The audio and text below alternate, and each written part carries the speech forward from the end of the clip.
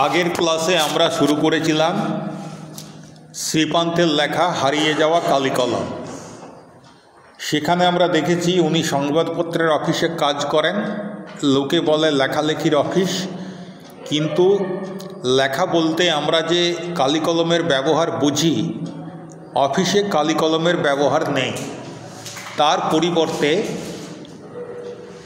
সেখানে কাজকর্ম সব হয় কম্পিউটারে। অথচ লেখক শ্রীপান্তের কম্পিউটারে লেখার প্রতি কোনো আগ্রহ নেই। উনি বরাবরই কালি এবং কলমের ভক্ত, তাই উনি কালি কলমেই লেখালেখি করেন। কিন্তু যদি কোনো দিন কলম নিয়ে যেতে ভুলে যান, তাহলে দেখা যায় যে সেদিন খুব সমস্যার মধ্যে পড়তে হয়। হয় কলম পাওয়া যায় না, নাহলে এমন কলম পাওয়া যায় যে কলমে লিখে শান্তি পাওয়া যায় না। তো সবাই কম্পিউটারে কাজ করেন, পুরো অফিসটাই কম্পিউটারের মাধ্যমে কাজ হয়। উনি যেহেতু পেনে লিখেন, কলমে লিখেন, তাই কেউ না কেউ ওনার লেখাটা কম্পিউটারে কম্পোজ করে নেয়। এখন লেখক শ্রীপান্ত বলছেন যে আমি গ্রামের ছেলে, 50-60 বছর আগে আমার মতো যারা বাংলার অজপাড়া গাঁয়ে জন্মেছেন তারা হয়তো বুঝবেন কলমের সঙ্গে আমাদের কি সম্পর্ক। এবার কলম প্রসঙ্গে লেখক তার স্মৃতিচারণ করছেন যে একেবারেই অজপাড়া গাঁয়ে আজ থেকে 50-60 বছর আগে কলমের ব্যবহারটা কতটা গুরুত্বপূর্ণ ছিল এবং কি ধরনের কলম তারা ব্যবহার করতেন, কিভাবে পড়াশোনা করতেন। আমরা এই অনুচ্ছেদে, মানে পুরো প্রবন্ধটার দ্বিতীয় অনুচ্ছেদে আমরা এটা দেখতে পাব কীরকমভাবে ছিল সেসব। আমরা কলম তৈরি করতাম রোগা বাঁশের কঞ্চি কেটে, রোগা বাঁশের কঞ্চি কেটে, মানে সরু বাঁশ কঞ্চি কেটে কলম তৈরি করা হতো। এটা এখনকার ছেলেমেয়েরা কল্পনা করতে পারবে না, তবে কেউ কেউ হয়তো দেখেছে এই রকমেরই। আমরা যখন সরস্বতী পুজো করি, তো সরস্বতী পুজো করার সময় মা সরস্বতীর কাছে আমাদের দোয়াত আর কলম দিতে হয়। তো অনেক জায়গাতেই দেখেছি ওই যে সর পাওয়া যায় না, সরকাঠি, সেই সরকাঠিকে ছোট করে, সরকাঠিকে টুকরো করে তার মুখটা একটু ছুঁচলো করে কলম তৈরি করা হয় এবং সেই কলম আর দোয়াতে লিকুইড ইঙ্ক, তরল কালি মা সরস্বতীর কাছে দেয়া হয়। আমরাও ছোটোবেলায় দিয়েছি। এখান থেকে ওই সরের কলম থেকে কিছুটা আন্দাজ করা যেতে পারে যে বাঁশের কঞ্চি দিয়ে কিভাবে কলম তৈরি করা হতো। আমাদের এখানে সর খুব সহজলভ্য না হলেও দুর্লভ নয়, কিন্তু সমস্যা হচ্ছে সর একটু নরম, কিন্তু বাঁশকঞ্চি সেই জায়গায় একটু শক্ত। তাই রোগা বাঁশের কঞ্চি কেটে লেখকরা কলম তৈরি করতেন ছোটোবেলায়। আমরা এখন বল পেনের যুগে, ডট পেনের যুগে আমরা বিষয়টা হয়তো কল্পনা করতে পারবো না, তবু কল্পনা করার চেষ্টা করতে পারি। আমি তো ব্যক্তিগতভাবে নিজে দেখেছি, তোমরা দেখোনি। ওই বাঁশকঞ্চির কলমে লেখার সময় লেখার জন্যে কালি দরকার হতো, তরল কালি। সেটা একটা দোয়াতে থাকতো। দোয়াত মানে কাঁচের ছোট্ট অথচ মোটা শিশি। এবার ওই কলমটা কালিতে ডুবিয়ে আবার তুলে নিয়ে কোনো কিছুর উপরে লিখতে হতো। তো কলমটা ডুবিয়ে কোনো কিছুর উপরে যদি লিখতে যাই, একটা অক্ষরও কি আমরা লিখতে পারবো? একটা অক্ষর লেখার পুরো কমপ্লিট হওয়ার আগেই, পুরো সম্পূর্ণ হওয়ার আগেই কালিটা শেষ হয়ে যাবে এবং কালিটা দ্রুত পড়বে, ফলে থেবড়ে যাবে। তো সেই জন্যে একটা প্রযুক্তি ছিল, সেটা কি না, কলমের ওই মুখটা একটু চিরে দিতে হতো। চিরে দিলে কি হয়, যখন বোতলের মধ্যে ঢোকালাম, দোয়াতের মধ্যে কলমটা ঢোকালাম, তখন ওই চেরাটার মধ্যে কিছুটা কালি আটকে গেল এবং আমি যখন লিখছি তখন একসাথে পুরো কালিটা পড়ছে না। অক্ষর লেখার সঙ্গে সঙ্গে একটু করে কালি বেরোচ্ছে। আর তোমরা পদার্থবিজ্ঞানে পড়েছ পৃষ্ঠ টান, সারফেস টেনশন। এই সারফেস টেনশনের কারণে কালি যত বেরোচ্ছে উপরের থেকে কালিটাকে তত টেনে নামাচ্ছে, ফলে একটা দুটো অক্ষর বা একটা শব্দ একবার পেনটা দোয়াতে বলিয়েই, মানে দোয়াতে ডুবিয়েই লেখা যেত। তাহলে মুশকিল হতো এইভাবে কলমের মুখটি চিরে দেওয়ার সময়। বড়রা শিখিয়ে দিয়েছিলেন যে কলম শুধু সুচলো হলে চলবে না, কালি যাতে একসঙ্গে গড়িয়ে না পড়ে তার জন্য মুখটা চিরে দেওয়া চাই, যেটা একটু আগে তোমাদেরকে বোঝালাম। তবে যদি মুখটা চিরে দেওয়া হয় তবে কালি পড়বে ধীরে ধীরে, চুইয়ে চুইয়ে কালি পড়বে। কোথায় পড়বে? আমাদের সাধারণ ধারণায় আমরা বলবো কাগজে পড়বে, কারণ লিখতাম তো কাগজে। কিন্তু ঘটনা হচ্ছে যে সেই সময় কাগজে লেখার প্রচলন ছিল না। তাই কোথায় পড়বে? তার উত্তর হচ্ছে লেখার পাতে, মানে যে পাতায় আমরা লিখব। লেখার পাত। লেখার পাত বলতে আমাদের শৈশবে ছিল কলা পাতা। আমরা এটা জানি, মিশরে ওই প্যাপিরাস থেকে কাগজ তৈরি করার পদ্ধতি আবিষ্কার হয়েছিল, তাই তো? প্যাপিরাস থেকে হতো বলে এটার নাম হয়েছে পেপার। কিন্তু আমাদের এখানে লেখা যখন শুরু হয় তো আমরা পাতে লিখতাম, পাতায়। বিভিন্ন রকমের পাতা ছিল। এক হচ্ছে তালপাতায় লেখা হতো, অনেক পুঁথি লেখা হয়েছে তালপাতা। তালপাতার পুঁথি এখনও যদি তোমরা ইন্ডিয়ান মিউজিয়ামে যাও, ভারতীয় জাদুঘরে যাও, তাহলে তোমরা তালপাতার পুঁথি দেখতে পাবে। এছাড়াও ভূর্জপত্র নামে আরেক ধরনের পাতা ছিল, সেই পাতাটা অনেকটা তালপাতার মতোই। অনেকে বলে ভূর্জপত্র মানে তালপাতা, না, এটা একটু অন্য ধরনের পাতা। আর কিসে লেখা হতো? তুলোট কাগজে, সেটাও বিশেষভাবে তৈরি করা হতো। কিন্তু এইগুলো ছিল পণ্ডিতদের জন্যে, যারা বইপত্র লেখালেখি করতেন তাদের জন্যে। আর আমরা যারা ছাত্রছাত্রী ছিলাম পাঠশালায়, তখন তো স্কুল বলতো না, তখন বলতো পাঠশালা। পাঠশালায় আমরা যারা গুরুমশাইয়ের কাছে পড়তাম, আমাদের লেখার পাত বলতে ছিল কলা পাতা। কলা পাতা তোমরা এখনও দেখবে একদম অজপাড়া গায়ে দুটো জিনিসের অভাব নেই, এক হচ্ছে কলা গাছ আর এক হচ্ছে বাঁশ গাছ। অধিকাংশ ঘরেই একটা সময় ছিল যে অধিকাংশ ঘরে, মানে অধিকাংশ পরিবারের নিজস্ব পুকুর ছিল, পুকুর, এবং বাড়ির পিছনে। সেটা যে বিরাট বড় পুকুর হতে হবে এরকম কোনো মাথার দিব্যি দেওয়া ছিল না। ছোট মাঝারি বড় সব রকমেরই পুকুর থাকতো। সেখানে ঘরের লোকেদের ওই বাসন ধোয়া, স্নান করা, এই সব ব্যাপারগুলো হতো। আর পুকুরের পাড়ে থাকতো বাঁশ গাছ আর কলা গাছের বাগান। ফলে পাড়া গ্রামে কলা পাতাটা খুব সহজলভ্য ছিল।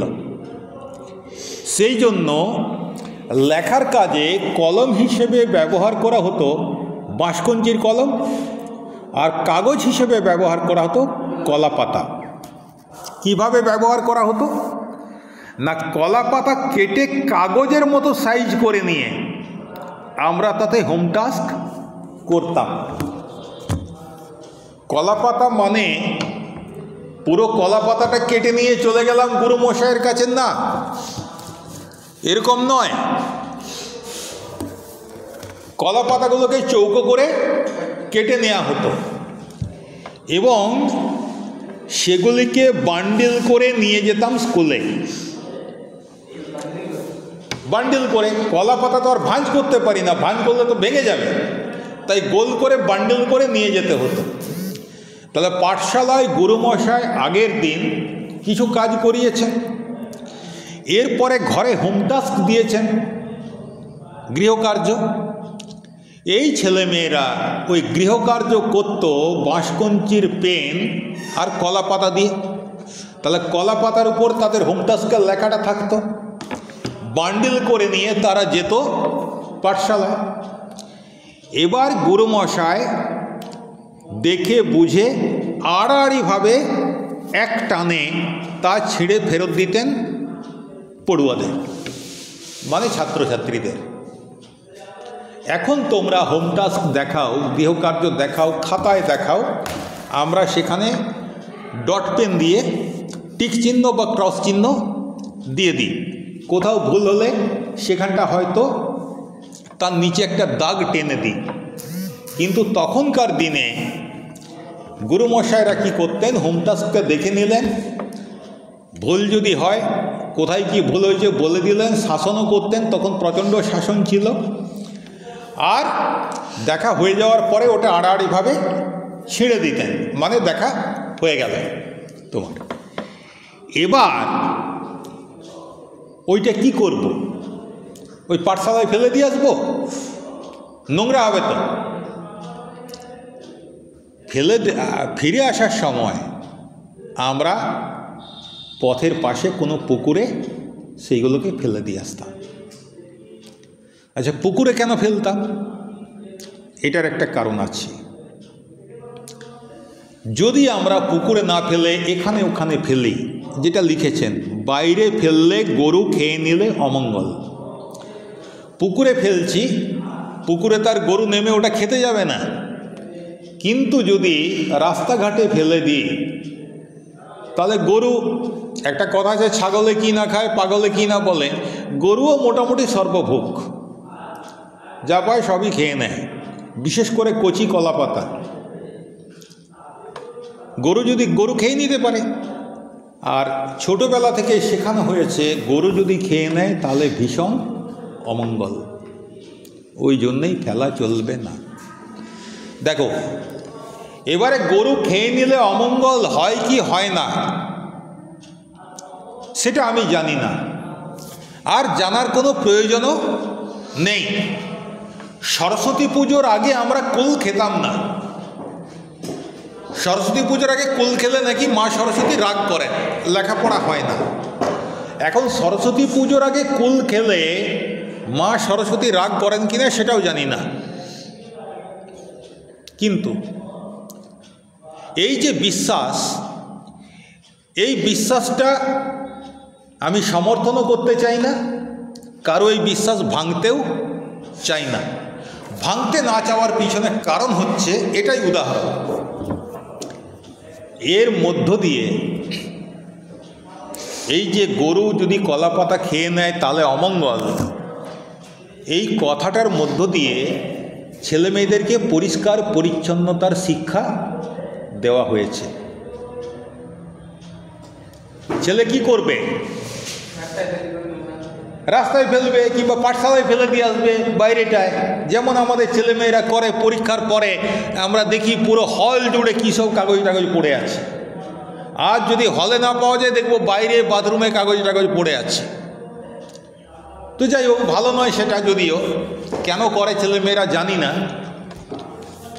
কিন্তু ছেলেমেয়েরা তাহলে ওই রকমই করবে, কলা পাতা এখানে ওখানে ফেলে দেবে। তার জন্যেই তাদেরকে শেখানো হতো যে বাইরে ফেললে গরু খেয়ে নিলে অমঙ্গল, যাতে ছেলেমেয়েরা এখান ওখান ফেলে অপরিষ্কার না করে। এখন এর সঙ্গে সম্পূর্ণ কোনো প্রসঙ্গ নেই, অপ্রাসঙ্গিকভাবেই একটা কথা এখানে লেখক বলেছেন, অক্ষর জ্ঞানহীনকে লোকে বলে ক অক্ষর গোমাংস। যে লেখাপড়া জানে না, যে নিরক্ষর, তার সম্বন্ধে বলা হয় ওর সঙ্গে কি কথা বলবে, ও তো ক অক্ষর গোমাংস। মানেটা কি? আমার এখানে ছেলেমেয়েরা সবাই হিন্দু, আমরা সবই খাই মোটামুটিভাবে, কিন্তু যদি কেউ গোমাংস খেতে বলে,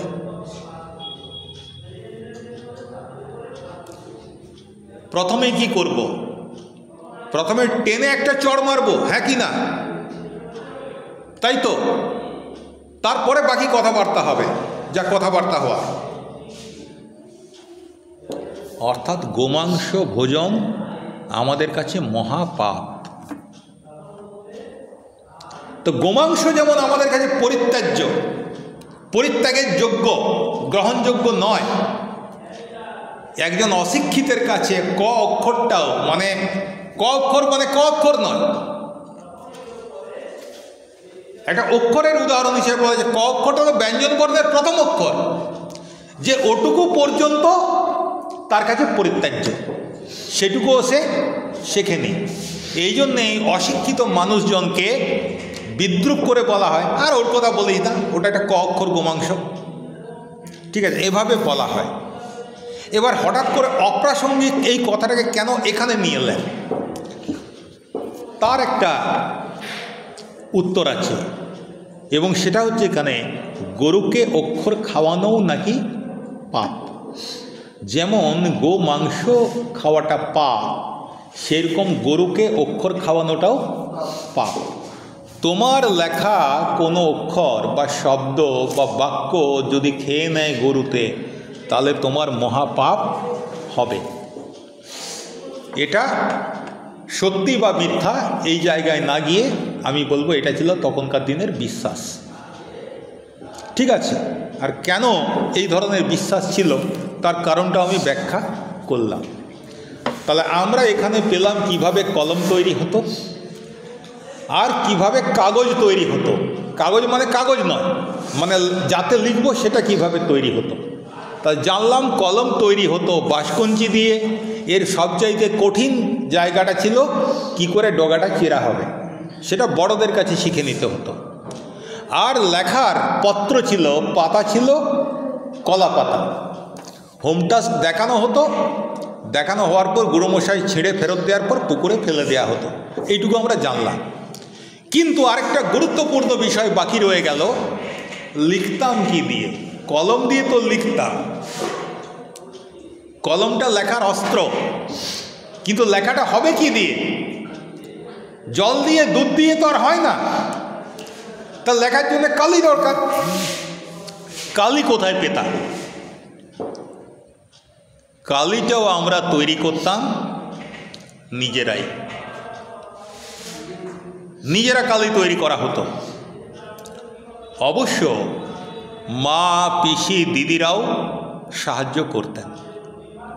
আমরা তো ছোট ছেলে, পাঠশালায় পড়ি, আমাদের মধ্যে সেই দক্ষতা নেই, সেই মুন্সিয়ানা নেই।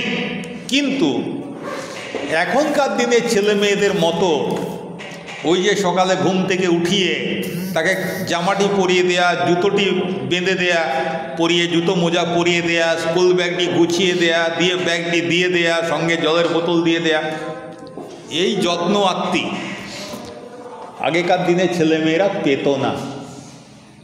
এই জন্যে তারা অনেক তাড়াতাড়ি স্বাবলম্বী হয়ে উঠত। এখন তো এইসব দেখলে আমার মাঝে মাঝে মনে হয়, এখন দোষ কারো নেই, এটাই একটা ট্রেন্ড, প্রবণতা শুরু হয়েছে। তো দেখলে আমার মনে হয় ওই সেই রবীন্দ্রনাথের কথাটা, রেখেছো বাঙালি করে মানুষ করনি।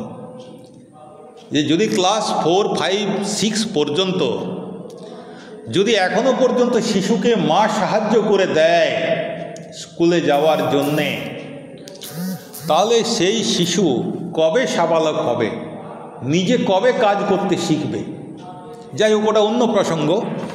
সেই সময়ের ছেলেমেয়েরা কিন্তু নিজেরাই করত, কিন্তু যেহেতু ছোট ছোট ছেলেমেয়েরা নিজেরা ভালোভাবে পারবে না, সেই জন্যে মা, দিদি, পিসি এরা সবাই সাহায্য করতেন কালি তৈরি করার জন্যে।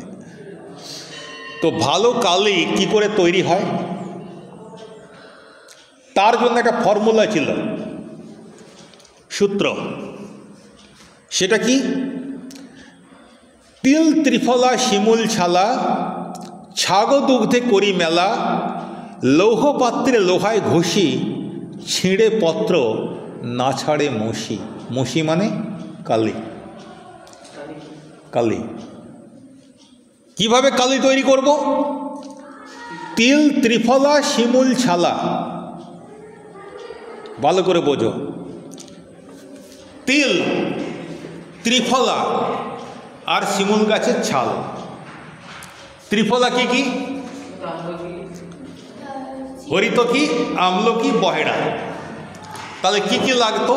তিল লাগতো, হরিতকি, আমলকি, বহেড়া আর শিমুল গাছের ছাল। আর কি লাগতো? ছাগ দুগ্ধে করি মেলা। এইগুলোকে ছাগলের দুধে মেশাতে হতো। এবার লৌহ পাত্রে লোহায় ঘষি, লোহার পাত্রে ঘষতে হতো। আগেকার দিনের হামানদিস্তা মনে আছে? এখন দেখবে বিয়ে বাড়িতে বড় বড় হামানদিস্তা, আগে ঘরে হামানদিস্তা থাকতো। তাহলে হামানদিস্তাটা হতো লোহার, ওই হামানদিস্তায় সেটাকে ঘষা হতো। এইভাবে যে কালিটা তৈরি হতো, যখন পুরোটা মিশে যেত, মিহি হয়ে যেত, যে কালিটা তৈরি হতো সেই কালির গুণমান কেমন হতো? ছিঁড়ে পত্র না ছাড়ে মসি। দরকার হলে পাতাটা ছিঁড়ে যাবে, কালি উঠবে না। তুমি যদি সেটাকে পাতা থেকে ঘষে ঘষে তুলতে যাও, পাতা ছিঁড়ে যাবে কিন্তু কালি উঠবে না। এতটাই পাকা রং হয়ে যেত। পরীক্ষায় আসতে পারে যে কালি তৈরি করার যে সূত্র বা পদ্ধতি সেটা কি, তখন তোমাদেরকে আগে এইটা লিখতে হবে। তিল ত্রিফলা শিমুল ছালা, ছাগ দুগ্ধে করি মেলা, লৌহ পাত্রে লোহায় ঘষি, ছিঁড়ে পত্র না ছাড়ে মসি। এইটাই লিখতে হবে। এইটা লেখার পরে তুমি যেটা বুঝেছো বা যেটা বোঝাতে চাইছো সেটা তারপরে তোমাকে সরল ভাষায়, নিজের ভাষায় লিখতে হবে। ঠিক আছে?